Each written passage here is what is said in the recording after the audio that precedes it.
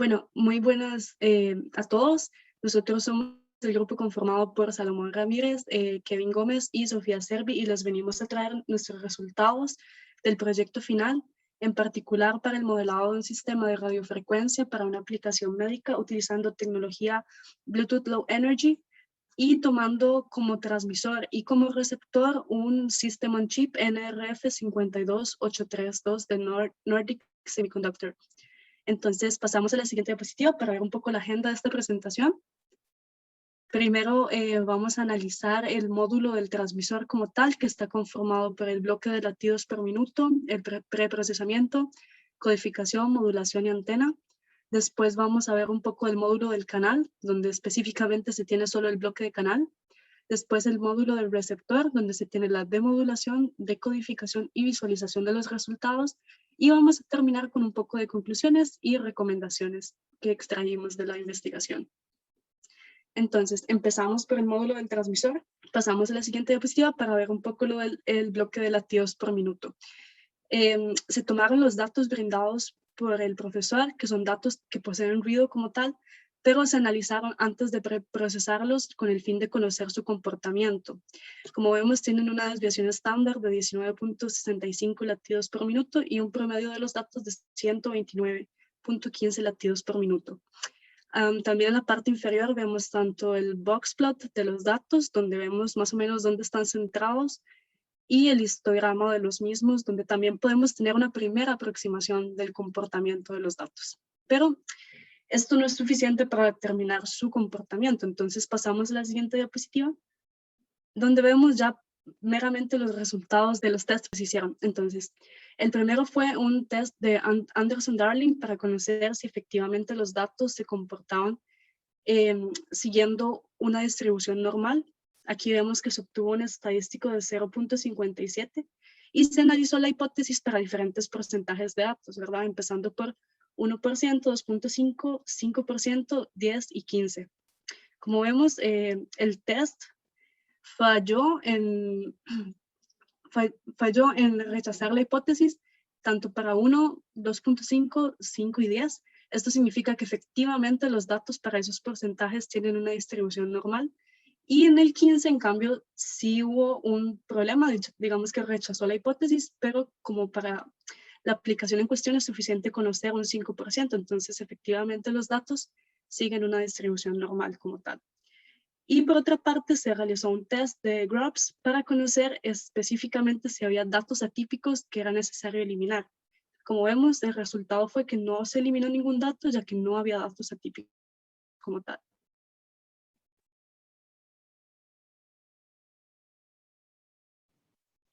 Bueno, seguidamente, ahora luego de analizar los datos que el profesor nos brindó, necesitamos, o empezamos lo que es el bloque de preprocesamiento. El bloque de preprocesamiento se encarga de básicamente lo que es el filtrado de los datos que el profesor nos entregó, ya que estos datos que el profesor nos está entregando son datos con ruido, y para poder utilizarlos en los siguientes bloques de codificación o modulación, se necesitan filtrar para poder generar buenos resultados. Por tanto, el bloque de preprocesamiento se separa en tres principales pasos, que sería lo que es la carga de los datos con ruido, que previamente se analizaron según la explicación que ya Sofía explicó. Luego se filtran los datos mediante la técnica de Exponential Moving Average, y una vez que estén filtrados los datos, simplemente se cargan los mismos a un archivo Excel para poder ser utilizados en los siguientes bloques de codificación y modulación. Ahora bien, los resultados que se obtuvieron lo podemos observar en la parte derecha de la pantalla, donde en verde tenemos los datos filtrados y en rojo se puede mostrar directamente los datos con ruido. Se puede notar la diferencia en cómo la técnica de Exponential Moving Average elimina básicamente el ruido. Esos ruidos son característicos por los picos que se pueden observar acá, y en verde ya es la curva suavizada, por decirlo así. Ahora bien, una vez que tenemos los datos filtrados y guardados en un archivo Excel, se pueden ser utilizados para el siguiente bloque. El siguiente bloque es el bloque de codificación. Para lo que es el bloque de codificación se toman en cuenta dos codificaciones. Específicamente esto se hace para poder conocer las características de ambas y ver diferencias entre sus resultados. Y bueno, los dos tipos de codificación que se están tomando son el tipo Hamming para ambas, de 7.4 y 15.11. El 7.4, bueno, son 4 bits de mensaje o información con 3 bits de paridad, y los de 15.11 serían 11 bits de mensaje o información y 4 bits de paridad. Ahora bien, con respecto a la codificación de 7.4, para la construcción de sus 3 bits de paridad que ya mencioné, se toma una operación de módulo 2, que sería la operación de una compuerta lógica XOR. Y bueno, para el bit de paridad 1 se toma la configuración de la operación del bit 0, 1 y 3. Esto corresponde a los bits de mensaje o de información, claramente. Y para el bit de paridad 2, el 0, el 2, el 3. Y el bit de paridad 3, el 1, el 2 y el 3. Cabe destacar de que, bueno, lo que uno hace para poder generar estos bits de información y tomar como, por decirlo así, 4 bits digamos, una parte de 4 bits por toda la cantidad de mensajes que tenemos, es simplemente separar todo el mensaje en 4 bits cada subparte. Y con esto generar los bits de paridad y seguidamente, bueno, nada más se acomodan de la forma que está mostrado en pantalla. Eso es sumamente importante saber el acomodo para poder luego realizar el bloque de codificación de la mejor manera. Y bueno, por otra parte está lo que es la codificación 15.11, que es un poco más extensa, ya que se tienen 11 bits de información y es de la siguiente manera. Se muestra en pantalla, donde el bit de paridad 1 son los bits que se muestran en pantalla, el bit de paridad 2 los que se muestran, y también para el bit de paridad 3 y 4. Y se acomodan de la forma en la cual ustedes pueden observar. Y repito, esto es sumamente importante porque se necesita saber el acomodo de los bits a la hora de codificar y generar una buena decodificación y recuperar los datos.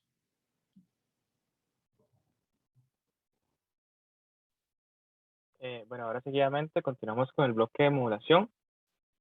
Para esto fue fundamental inicialmente poder investigar acerca de cómo es que está establecido el esquema de modulación para la tecnología Bluetooth Low Energy. Como podemos observar, está establecido para diferentes rangos de operación y bueno, nosotros hemos establecido parámetros que están dentro de los requerimientos de este esquema. Como podemos observar inicialmente el índice de modulación, el cual establecimos como 0.35, también un ancho de banda de 500 kHz, luego una desviación de frecuencia de 200 kHz y también un periodo de bit de 7 por 10 a la menos 7 segundos y finalmente una tasa de transmisión de bit de 1.43 megabits por segundo. Entonces, bueno, ahora en la siguiente diapositiva, como podemos observar inicialmente, se realizó un algoritmo en alto nivel para poder demostrar cómo es que funciona esta técnica de modulación. Como podemos observar en la parte de arriba, se encuentra el digital de entrada, que esta fue una señal que se utilizó como para prueba, para poder dar una demostración a nivel visual. Seguidamente tenemos la señal portadora, la cual es un tono cosenoidal que básicamente va a ser modulado a partir de esa señal de bit. Entonces, básicamente, cuando tenemos un 0, se va a obtener una frecuencia, una reducción de la frecuencia, y también cuando es un 1, se va a aumentar esa frecuencia. Entonces, esto debido a la desviación que ya hemos establecido, 250 kHz, como había mencionado anteriormente. Seguidamente, pasa por ya debido al establecimiento del esquema de modulación por la modulación FSK y finalmente por un filtro gaussiano, el cual demuestra esta señal de modulación, como podemos observar en la tercera señal, donde ya se encuentra modulada por GFSK. Y finalmente podemos observar cómo es que se va comportando esa desviación de frecuencia debido al filtro gaussiano, el cual tiene ya ese efecto de tipo campana, como podemos observar. Ahora, bueno, esto ya sería con respecto a la parte de bloque de modulación. Ahora continuamos con el bloque de antena. En la siguiente diapositiva. Bueno, para esto principalmente se han conseguido dos modelos, los cuales vamos a analizar para determinar cuál es el modelo más óptimo para nuestro sistema. Como podemos observar, el primero es la antena tipo MIFA. Como podemos observar, tiene esas características tipo, se podría decir como zigzag. Y también la tipo antena IFA, el cual tiene esas características como podemos observar. Seguidamente se realizó un análisis a partir de una matriz de trade-off, como podemos observar en la siguiente diapositiva. en el cual se han evaluado los diferentes rangos de operación en los que trabaja para este tipo de tecnología. Como bien sabemos, inicialmente fue fundamental poder conseguirlos con los parámetros de operación dentro de lo que utiliza la tecnología Bluetooth Low Energy. Entonces, por esa razón es que se van a evaluar para las propiedades de 2.44 GHz, ya que esta es la frecuencia central donde se encuentra ese ancho de banda necesario para ese esquema de comunicación. Y bueno, inicialmente el ancho de banda para la antena MIFA resulta mejor que la IFA, como podemos observar, de 230 MHz, y para la IFA 220. Esto debido a que también el parámetro de reflexión genera una mayor supresión en ese punto de frecuencia.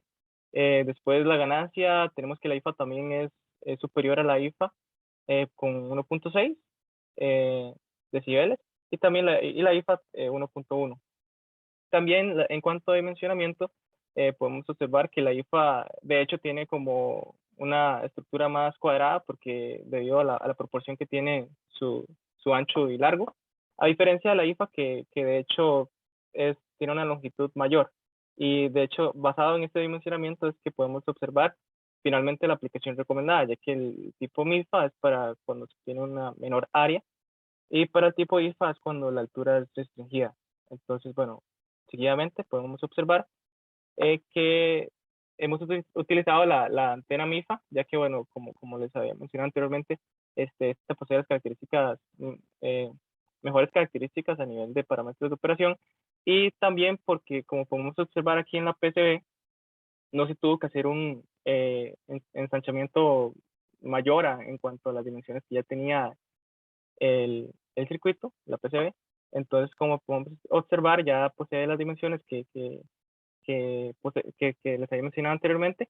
Y también en cuanto a la otra parte, podemos observar cómo se vería su vista para cuando fuese manufacturada esta PCB. Y bueno, eso sería con respecto a la antena.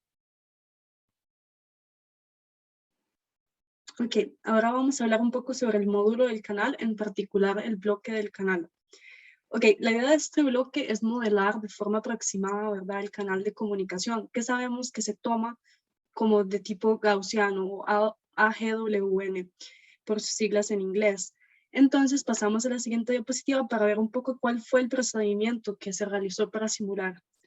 Entonces, primeramente se toman los datos provenientes del codificador como tal y se convierten a decimal.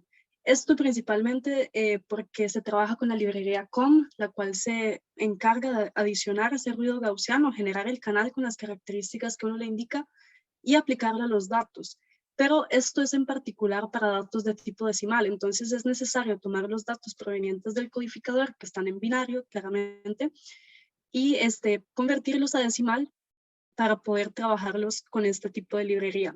Una vez que ya se les aplica el real, entonces estos datos son redondeados. Esta técnica se elige para poder después convertir nuevamente los datos a binario, porque a fin de cuentas así son los datos que queremos transmitir en el canal. Una vez que se tienen los datos en binario, entonces es posible calcular el ancho de banda aproximado del canal y su capacidad. Y una vez que se tienen estos dos últimos datos, entonces se evalúa como tal la saturación del canal para conocer si efectivamente es posible la transmisión, bueno, si se satura o no el canal con la transmisión que estamos indicando. Entonces, pasamos a la siguiente diapositiva, en la cual podemos ver un poco cómo se comporta el System on Chip que les mencioné. En particular, el dato de la velocidad lo tomamos de la hoja de datos de Nordic Semiconductor, que tenemos que es 2 megabits por segundo como máximo. Claramente el ejemplo con la cantidad de datos que tenemos, pues no se llega a esta capacidad, pero se evaluó de forma extrema, ¿verdad? Como para conocer si efectivamente es posible hacerlo de esta manera. Entonces, si la velocidad del System on Chip es mayor que la capacidad, entonces el canal se satura efectivamente durante la transmisión. Mientras que si la velocidad es menor, entonces el canal no se satura, justo como lo esperamos por los teoremas de Shannon. Como vemos, pues para todas las pruebas que nosotros hicimos, el canal no se satura como tal porque no estamos usando pues la velocidad máxima de transmisión como tal del chip. Entonces podemos pasar a la siguiente.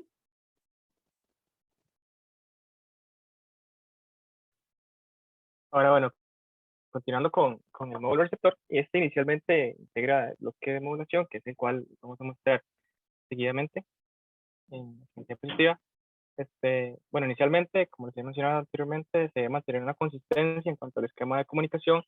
Pues para este caso, hemos realizado dicha investigación y podemos observar el esquema para la demodulación GFSK, el cual inicialmente comienza con un amplificador LNA, que básicamente lo que hace es reducir el ruido adicional que se podría generar en un amplificador convencional.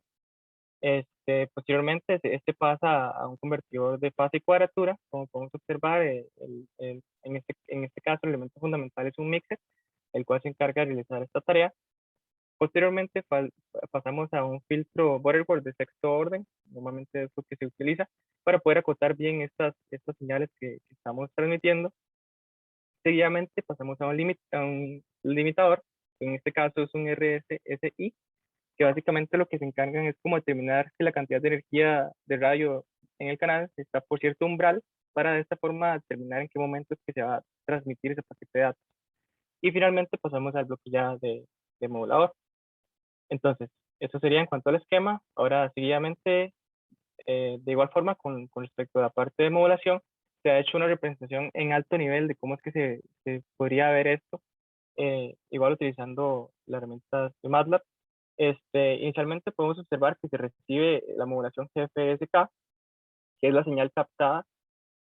Seguidamente se muestra su desviación de frecuencia, tal y como les habíamos mostrado en el bloque anterior, y a partir de esta desviación de frecuencia es donde se realiza esa detección de esos cambios de desviación, para a partir de esa detección poder reconstruir nuevamente la señal digital que se había enviado desde el bloque de transmisión. Entonces, finalmente podemos observar que es igual a la que se había enviado anteriormente. Entonces, eso sería con respecto al bloque de modulación.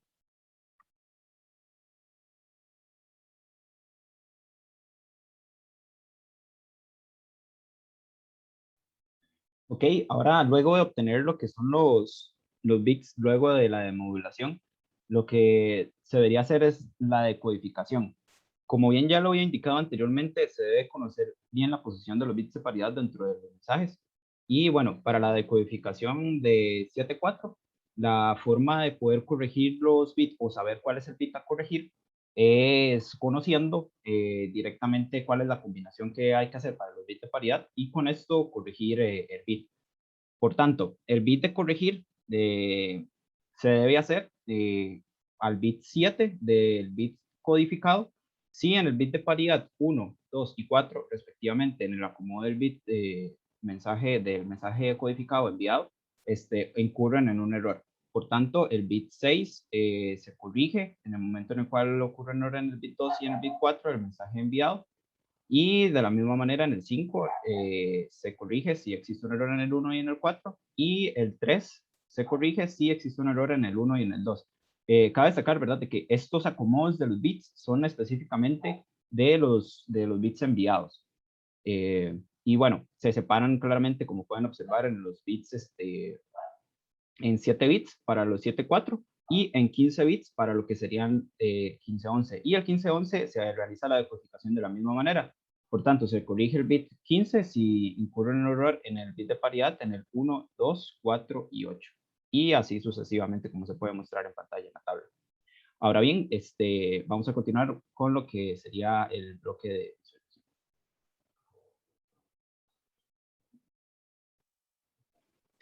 Para finalizar, tenemos el bloque de visualización de resultados como tal, que es la parte más visual del proyecto. Primero tenemos la gráfica que trata las zonas de entrenamiento en función del tiempo. Como vemos, en la línea azul, digamos, son los datos como tal, ya decodificados, que se obtuvieron después de pasar por todos los bloques anteriores. Y separado tenemos en el tiempo, que es el eje horizontal, cada una de las regiones de entrenamiento: región de calentamiento, región quema grasa, región aeróbica, región anaeróbica, región extrema y así sucesivamente. Estos datos se tomaron a partir del porcentaje que indica el valor de latidos por minuto más alto de la persona bajo el entrenamiento. Entonces, tenemos que el tiempo de ejecución de este bloque es en promedio 8.42 segundos, pero recordemos que esto es en cascada con todos los anteriores. Entonces, ya en este tiempo se consideran prácticamente todos los bloques, excepto el de preprocesamiento, que si lo sumamos, entonces tenemos un tiempo total de 8.43 segundos aproximadamente. Ahora bien, pasamos al siguiente. Aquí podemos ver ya cómo se comporta el bit error rate en función del SNR. Esto se realizó de forma iterativa, enviando diferentes valores al canal, valores diferentes de SNR precisamente. Entonces podemos ver cómo efectivamente la codificación Hamming 7.4 parece ser la que mejor se comporta, es decir, en la que hay menos errores menos errores en la cantidad de bits enviados, mientras que la 1511 tiene un comportamiento muy similar, la tendencia es la misma y de hecho a partir de los 10 decibeles aproximadamente es casi es indiferente, pero efectivamente pues es lo que se espera. Si se tienen más bits, entonces es más probable que haya más errores. Por esto pues la 1511 es un poco peor que la 7.4. Y vemos que también dependiendo de cuánto se grafique, pues tenemos curvas un poco diferentes, porque habrá momentos en los que el bit error rate es tan bajo que pues por eso se muestran líneas verticales en las gráficas como tal. Ahora bien, pasando a la siguiente, podemos ver finalmente el gráfico de latidos por minuto en función del tiempo, tanto para los datos reales como tal, que son los brindados por el profesor, como los datos obtenidos. Vemos que el error cuadrático medio es de 2.65 y el sesgo porcentual es de menos 0.12. Ambos están dentro de los parámetros esperados para una aplicación médica. De hecho, es un comportamiento muy adecuado. Claramente teniendo en cuenta que los datos que nosotros obtuvimos tras pasarlos por todos los bloques estaban filtrados. Entonces, por eso vemos una pequeña diferencia entre los picos, por decirlo así, que era el real, de los datos reales y pues los datos filtrados como tal. Entonces, por eso tenemos esta visualización como tal. Entonces, ahora bien, pasamos a las conclusiones y a las recomendaciones como tal. Entonces, primero tenemos que los datos iniciales siguen una distribución gaussiana, o sea que el test Anderson-Darling aceptó la hipótesis para todos los niveles de significancia de interés. Después tenemos que el SNR es inversamente proporcional al bit error rate, justo como lo esperábamos. Es decir, que una señal con más potencia tiene menos posibilidades de presentar errores. Y también como tercera conclusión tenemos que si se considera la velocidad de transmisión máxima del System on Chip, entonces el canal AWGN no se puede saturar durante la transmisión, mientras, eso sí, el SNR sea mayor a 5 decibeles. Con respecto a lo que son los tiempos de ejecución, para la decodificación y decodificación 1511 se obtuvieron mejores resultados, es decir, se fue más rápido. También con respecto a la modulación GFSK, resulta que es más efectiva que la FSK en cuanto a reducción del BER, esto debido a filtro gaussiano. Y finalmente la eficiencia de la antena es evaluada a partir del esquema de comunicación, esto en cuanto a los parámetros de operación, como también el parámetro de reflexión, entre otros. Ahora, seguidamente pasamos a las recomendaciones. Como primera recomendación, entonces, tenemos que se recomienda analizar el comportamiento que siguen los datos, es decir, el tipo de distribución, antes de su procesamiento, con el fin de determinar pues, la técnica más adecuada, ¿verdad?, para su manejo y filtrado. Además, también se deberían utilizar los datos en sistema decimal, sobre todo cuando hablamos del canal AWGN, con el fin de mantener la consistencia entre las librerías y el sistema numérico de los datos. Además, también se recomienda lo que es el conocimiento de acomodo de los bits de paridad en el mensaje codificado, ya que a la hora de llegar al bloque de decodificación se necesita saber su posición en específico para poder realizar una decodificación adecuada. También, por otro lado, es muy importante evaluar el dimensionamiento a la hora de seleccionar la antena para el sistema, ya que esto reduce el costo de fabricación y también para poder tener un sistema más estético. Y finalmente tenemos, en cuanto a los sistemas de modulación y demodulación, es importante mantener una consistencia adecuada y coherente para tal proceso. Y eso sería con respecto a la recomendación. Muchas gracias.